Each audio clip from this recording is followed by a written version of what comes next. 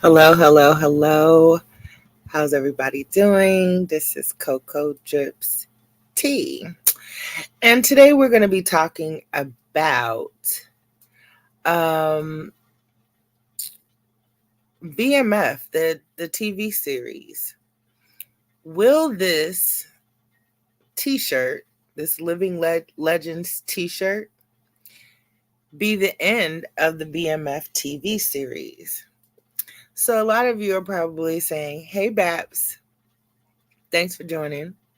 A lot of you are probably saying a t-shirt. Why would a t-shirt end the BMF TV series? Well, let's get into it. So,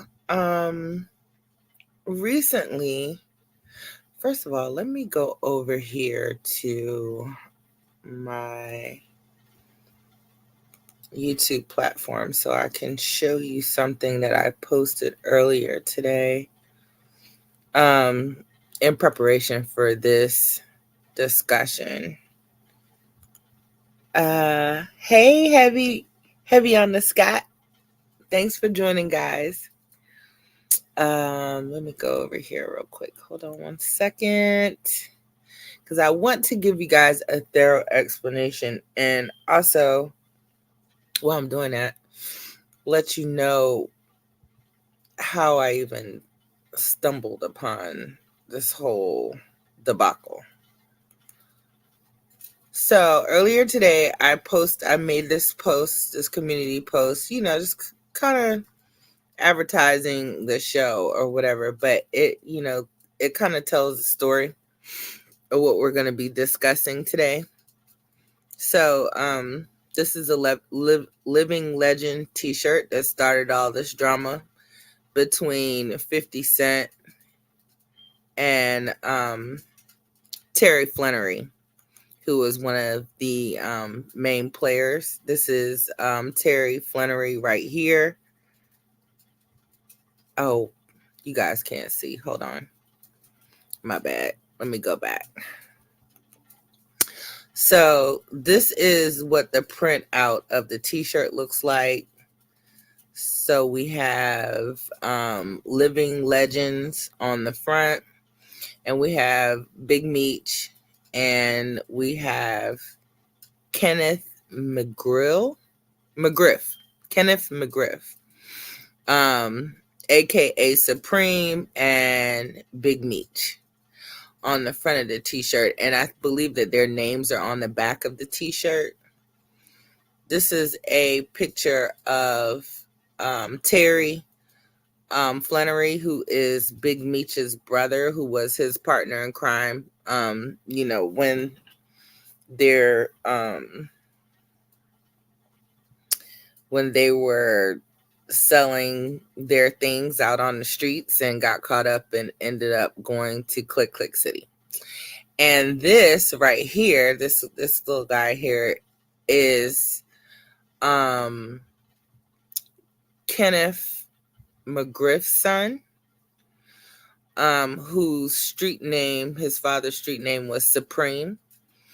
He also was a very huge drug lord that has been locked up for many years, and I really don't think he's getting out anytime soon, but we're going to get into that a little later. So this is his son. This is his junior, and then we have 50 Cent. These are all the major players in what's going on here. And of course, this would be the TV series on Starz that I know I watch today. I pretty much watch all of 50 Cent's Power Universe series as well as the BMF series. I love 50 Cent's work. He's a very talented producer. And I do really enjoy the BMF series. So I would be one of the people that would be sad to see it go. But long story short,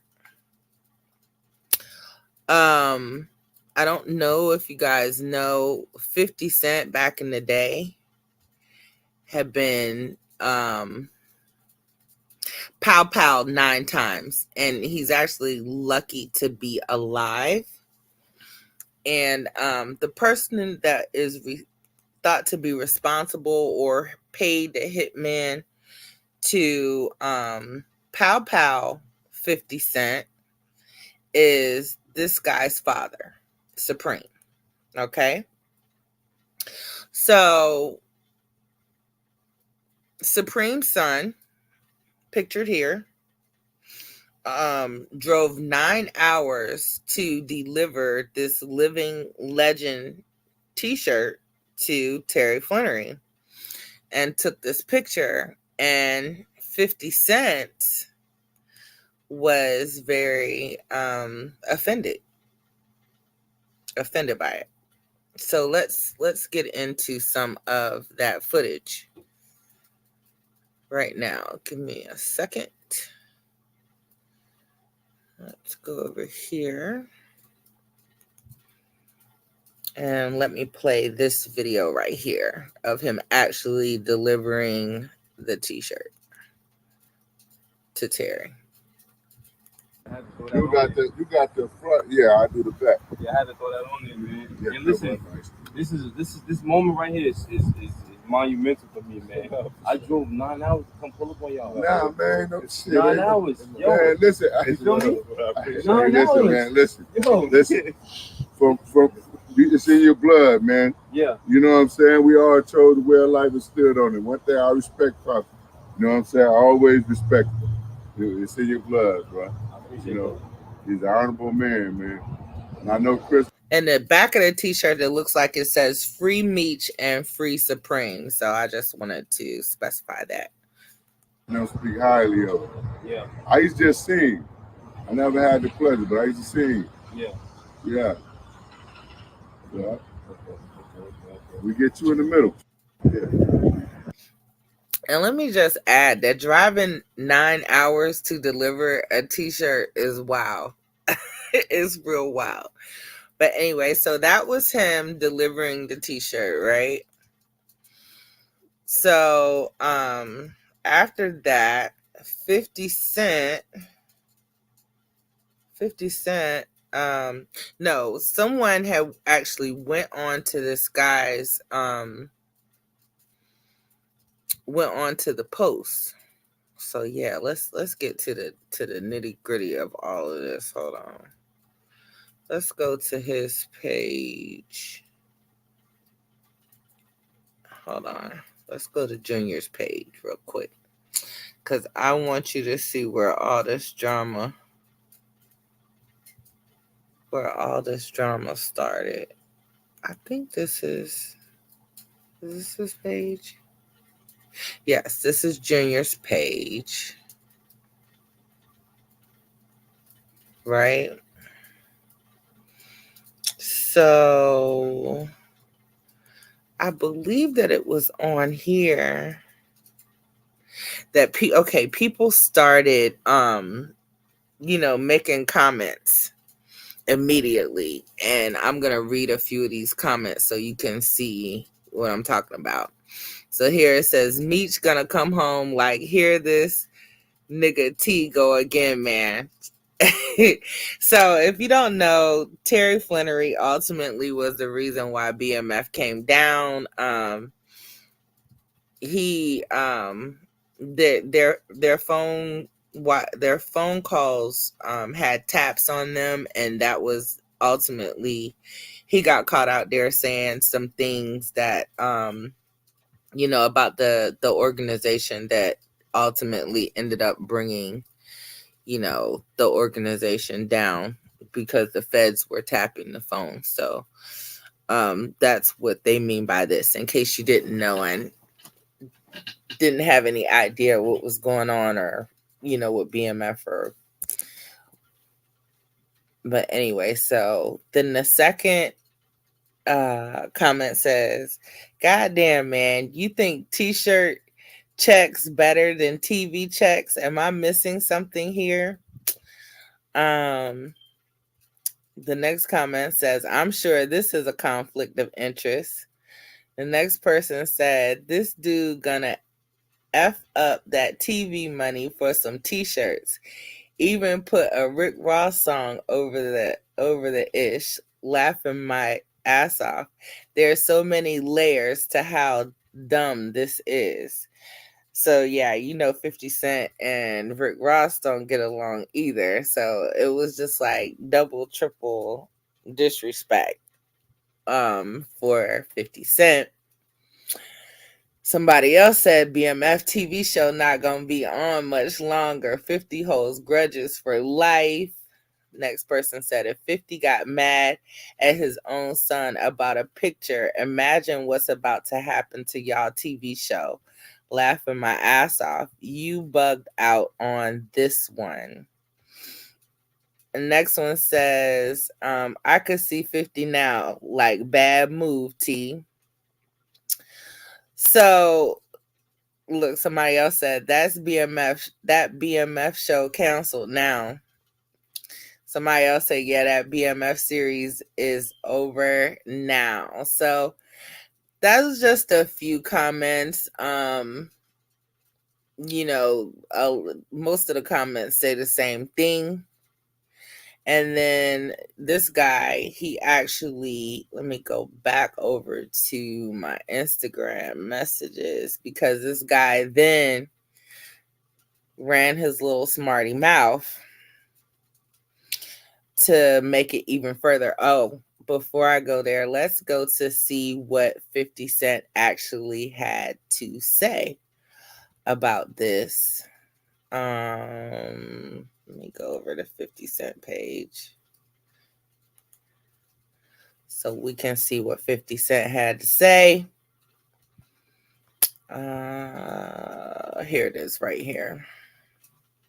So he was actually responding to one of the comments that was left on the previous page that I just showed.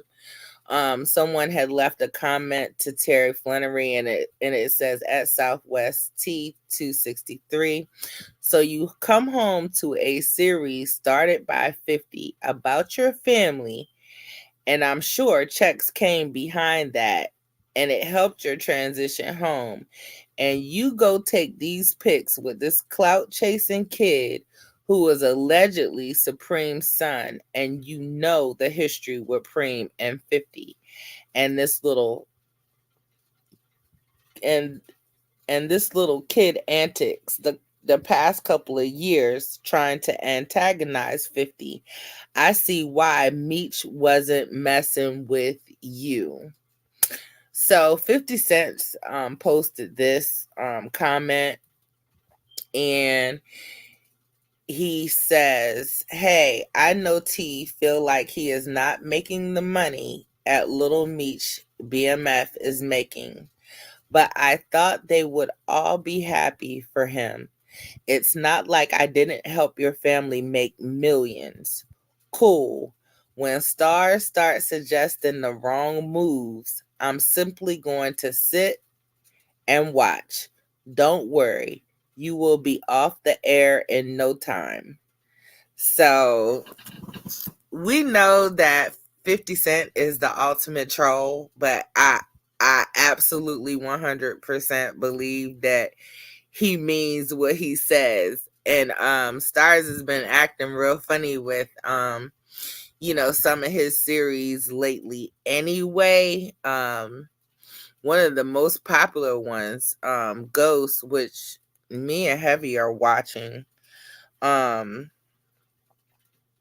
is actually coming to a close. This is the end of that particular series. Yes, please. Thank you, Babs. Anybody coming in, please hit the like button for me, please. So after 50 Cent made this post, Supreme's son had a little something smart to say. So let's go back to see what he had to say with regards to 50's post. First and foremost, it's always going to be free Meech, free Preem. Salute to the biggest to ever do it, both of them. Shout out Southwest T. You always solid. general. I pulled up to Detroit to give Southwest T the Living Legends joint with, Meech and Preem on it. And then everybody's on. And then this bozo. Look at this bozo. Like, why you so mad? You got everything in the world to be doing right now. You worry about what's going on with me, man. Relax, man. Relax. Go have some. Go have a drink, and relax, man. It's too hot for this, man. Living Legend shirts is available right now. Shout out Southwest T, a real one, real solid. There's no BMF without Southwest T. Let's get that straight. Respect, man. Respect to all the ones in Detroit. Salute the Meech, free, and it's always gonna be free Preem. Yeah. First and foremost, it's always gonna be free Meech. So that was his response to, which basically is just really fueling the fire. I am happy though that 50 Cent is not responding to this guy, because it's not worth it. I mean, he's a multimillionaire. This little guy is out here selling t-shirts. So he really doesn't need to say anything beyond what he said. And let's be clear, 50 Cent said what he said. I 100% agree with you, Heavy. 50 is the GOAT. And this guy is a clown. Exactly. And he is low budget. Absolutely. So, hey, the Witch's Brew. I didn't see you slide up in here. How you doing? For those of you who don't have the history on Supreme and what happened to 50 Cent and how he ended up getting pow 9 times, I did find a pretty good video that we can watch and react to. So give me 1 second. And we will look at this video. It's called The Truth About the Supreme Team, Kenneth McGriff's Downfall. So, what we'll do, we'll watch this video and I'm going to give away this incredible $4,000. Wait, no, not this what one. We've seen, this and then go back to $4,000 piano for as we free. react This to piano. How do you survive being shot 9 times? But you not only survive this ordeal, you then ride the wave and use this to become a superstar. And eventually, this leads to the downfall of a big drug kingpin. Sounds like a story from a Hollywood script, doesn't it? Still, this is no fiction or make-believe story. In fact, for the rapper who was shot 9 times, he knew life had only given him 2 options. He either gets rich or he dies trying. This shooting was ordered by one of the most feared drug kingpins in New York. But to better understand why this rapper was shot multiple times, we have to go back to when the crack epidemic began in New York. So, as you can see, we're talking about 50 Cent. And he was the rapper that got shot 9 times and survived to tell a story. To God be the glory. But let's get back into this video. The 1980s and show you the story of a crack team that was making the equivalent of 500 racks per day. The Supreme Team, a group of gangsters who only knew how to live life in the fast lane. And they were led by a man who ran this team of murderers and drug dealers like a Fortune 500 company, whose product was cocaine. They had somewhat of a 24-hour delivery service. The customer base was South Jamaica, Queens, and their street cred was, of course, based on fear.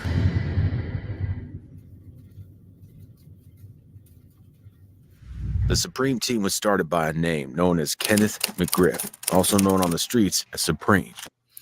So, as I was telling you, Supreme is the guy who was delivering the t-shirt. That's his father. And before we fully delve into Supreme's story, it's important to state that Supreme once said, the whole objective for me being in the game was to exit the game, but something's always going to drag you back in. Because while Supreme became a legend on the streets, ironically, he started hustling in the streets so that he could escape the streets. I guess nobody told him that in that game, the only way out is prison or unalivement. Although he became one of the most feared drug lords in New York, Supreme was born in 1960 into a blue-collar family. His parents were New York transit workers, and his father is said to have also been ex-military. But none of this deterred Supreme from living a life of crime. Supreme grew up in the streets of South Jamaica, was described as an intelligent student in his high school years, smart, good-looking, and athletic. He even hoped to go to college and play football, but Supreme had the same problem that many young black men faced during this period, the temptation from the streets. Most of the men who he could refer to as role models or ones who were supposedly living the... So it kind of sounds like to me that he, grew up in not like a poor situation. So I never really understood. Like, I can understand if you were actually in the projects, growing up or whatever, and really poor situation or whatever. I could see how, that fast money would be attractive, but if you come from like a middle class home, that always like really baffles me how young men fall into that trap. Young black men specifically, but anyway. Good life were all drug dealers. This was partly because most of the opportunities available for black men during this period were blue-collar or menial jobs. For many young black men who lived in this neighborhood, the drug dealers were the only tangible forms of success that they had access to. So he had two choices: break his back to get that hard-earned income, or become the proverbial street hustler. His choice? Well, your guess is as good as mine. Supreme was recruited by the 5% Nation, a black nationalist movement that was influenced by Islam. He was given the name Supreme by the 5%. The 5% Nation believed that only 5% of the world's population were truly enlightened and knew the truth about the world. Pause. How many of you guys know anything about 5%ers? Put a 1 in the chat if you are familiar with the term or the nation of 5%ers.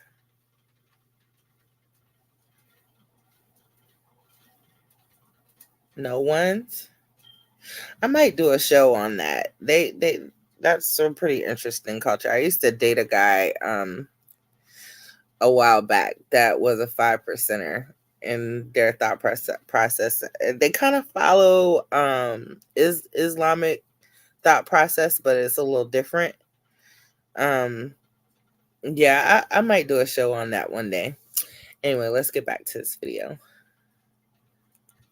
10% of the world's population are the elites who know the truth but choose to use it to oppress and extort the remaining 85% who are ignorant. The 5% Nation then made it their mission to enlighten the ignorant 85%. But some members of the 5% Nation also resorted to a life of crime, and one of them was Supreme. Supreme always had a good eye for business, and he recognized the potential of the crack business to make millions. So he created the Supreme Team in 1981. The Supreme Team was a well-structured organization that was very successful under Kenneth McGriff's leadership, and this is why they were able to attract hundreds of members in a short space of time. They were primarily based in the Baisley Projects in South Jamaica, Queens. And the top member of the Supreme Team was Supreme himself, followed by Gerald Prince Miller, who was also Supreme's nephew. While Supreme was the brain of the team, Prince was the brute. Supreme always focused on the money and tried to sort issues through diplomacy and resorted to violence when there was no other option. But for Prince, he would rather shoot first and ask questions later. And like the movie Godfather, you could say that Prince is like Sonny, while Supreme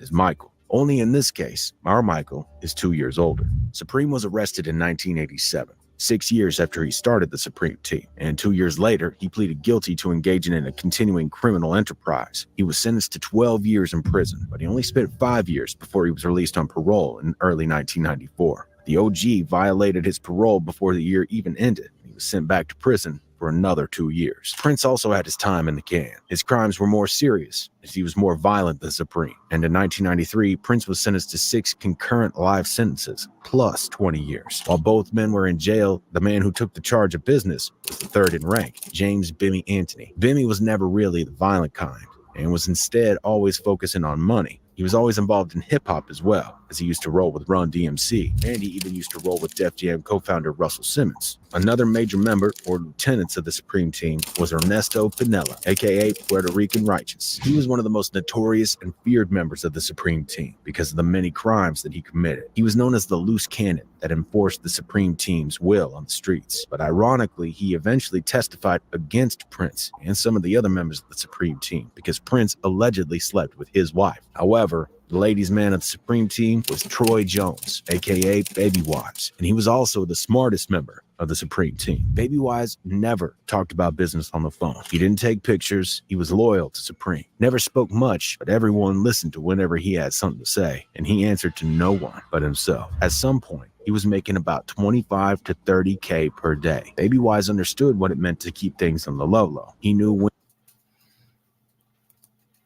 Let me see if you guys have any. Oh, which is Bruce say, I'm familiar with bikers and percents. Yeah, I think, like I said, I think I'm gonna do a show on that because it's pretty interesting. Let's get back into this video though. This is pretty good. There were so many videos about Supreme and 50, and it was really hard trying to narrow down which one that I thought would give the best breakdown, as far as their history and why, that would give the best explanation as to why 50 Cent would be as upset as he is about this dang t-shirt situation. So that's how we ended up with with this video here, but this is actually pretty good, and it's not long, because a lot of the other videos that I looked at while I was doing my research were like an hour plus long. They were very interesting, but not what we really needed, for this setting here. So let's get back into this video. When and how to cut out when things were getting too hot, and that's how he ducked a lot of big cases. Baby Wise is a free man, but no one knows where he is today, as he simply escaped into the abyss. Other members. Baby Wise was super wise. They say he disappeared into the abyss. Of the Supreme Team included Knowledge, Pookie, Shannon, Big C, C-Just, Tucker, amongst many others. The last major member of the Supreme Team, who we haven't talked about, was Colbert Johnson, aka Black Just. Black Just was the fourth in rank after Supreme, Prince, and Bimmy. Still, he was also the mentor of the man who played a major role in Supreme's downfall. This man is also a rapper who was shot 9 times. If you haven't figured it out by now, I'm talking about none other than 50 Cent. All right, so are y'all following? We made it up to 50 Cent. All right, let's get into it. Before 50 could release any of his timeless hits, he was just a young man on the streets who looked up to the members of the Supreme Team, especially Black Just, and of course, Supreme. 50 lost his mother when he was only 8 years old. His mother was a drug dealer who gave birth to him when she was 15, and this was probably why 50 jumped off the porch quite early. Unfortunately, by the age of 12, 50 was already following the footsteps of his mother and had started selling drugs. During this period, he was known on the streets as Boo Boo. The young 50 Cent needed guidance in the dangerous streets of Queens, and the man who showed him some love was Black Just. Black Just was like his big brother in the streets. He financed the boxing gym and encouraged 50 to learn how to box, and he also bought him his first GSXR motorcycle. 50 grew up idolizing Black Just, Supreme, and some other members. So they didn't touch on it much, but I did want to point out the fact that 50 Cent was raised by his grandparents because his mother was a drug dealer, and someone unalived her when he was 8 years old. So that's kind of like how he kind of got into business. And during my research, he was saying that I think he was one of 9 kids that the grandparents were taking care of. So, it was kind of poor conditions. And, when his mother, even though his grandparents were taking care of him when his mother was alive, she would come through like once a week and bring him things. So he was accustomed to a certain, having certain things, because his mother was a drug dealer, and he had explained that once she had passed away, those things he didn't have available to himself, and he wanted to still have those things. So that's how he ended up starting to sell drugs at a young age. I just wanted to interject because they kind of sped past that part of his life. But I did run across all that information during my research for the segment. Members of the Supreme team. But after he was released from prison in 1997, he and Fitty's relationship began to deteriorate. After spending some years in jail, Supreme realized the life as a drug dealer was a dead end with only two options. He'd either be shot in the streets or sentenced to life in prison. So Supreme wanted to go legit. During this period, hip-hop was on the rise. Supreme realized the potential of rap music, and he wanted his own share. So Supreme hooked up with Murder Inc. Murder Inc. had just been created by two brothers, Chris and Irv Gotti. A year after Supreme was released from jail, the label had acts like Black Child, Ashanti, and their leading act was Ja Rule. At this time, Ja Rule was the bigger artist, and Fitty was on the up and coming. They were never really friends, but they were cordial, even though Fitty felt Ja Rule was always cold to him. Ja Rule was bringing in the money. This is why Supreme joined Murder Inc., and he even described him as a meal ticket. Their partnership was based on mutual benefits for both parties. Supreme gives them street cred and protection from anyone who tried to mess with them in the hood. So, in case you didn't know, Supreme was linked to Murder Inc. and ultimately was the reason for the downfall of Murder Inc. Just wanted to interject and say that as well.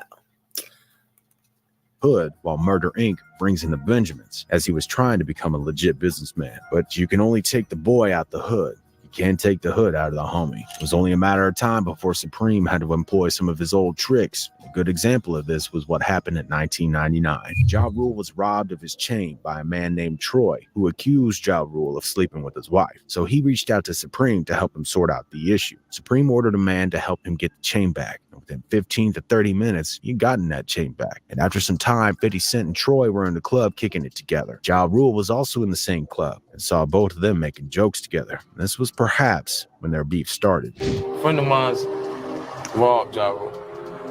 And I'm in a club, and I see the nigga, I'm like, hey, what's up? You know, I'm chilling. He see me kicking it with the nigga that robbed him. And he feel like, oh shit, I shouldn't speak to this dude because I know the kid robbed him.